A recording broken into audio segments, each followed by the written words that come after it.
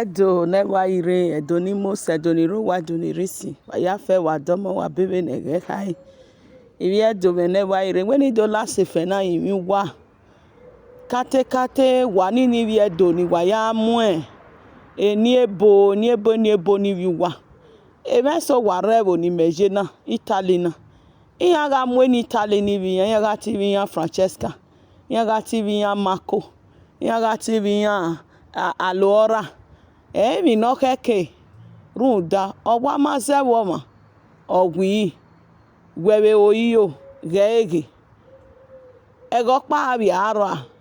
no vita lora ovie Germany ovie Spain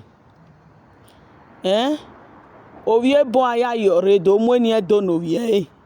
ero wala wowo wagimaga mo ni edo ni vima wagimaga mo ni edo ni vima runda ogwe ewoma o na meno maroji wa eso wa ogwe igbinovia igbinogun pa mi ewedo eni ni boni ni buro ni wa mose nu wa ave seti we mune mo nu wa bie o sa iye keme God got my back o sa nyame God's own me o sa ugwe God's cover me Osato hame God's favor. Imweti I put my trust in God. Osaode God is the way. Uyosa Osaretin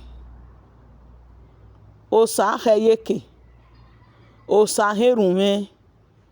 Osayemere Osamakwe Osamiemefa Osasume Osaiyeke Osanyawa Uwajeme Adesuwa Efe Ogosa Idaehosa Osazuwa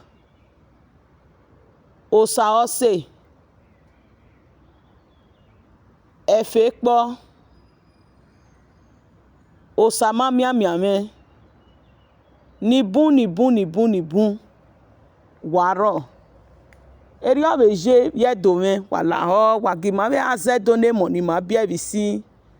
we no riri aje he iye egwe emema nibu iye azedo ni rogwa sokma owa ma zewo ma agwi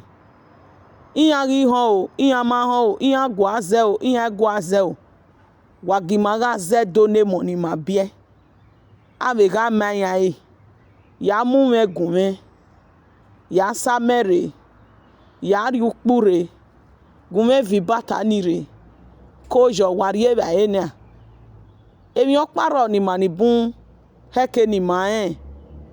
we gbe mo ni wade iya wakaka bo hewo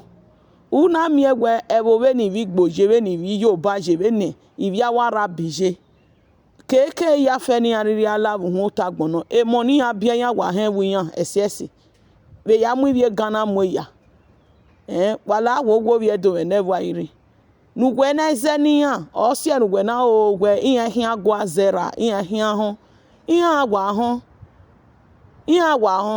mo na eso nu wa vi oko wari no wa vi adita live you ade Germany omo nu bia wo wa nu mu ade webu na ma bia we webu oye do we wo ni igwe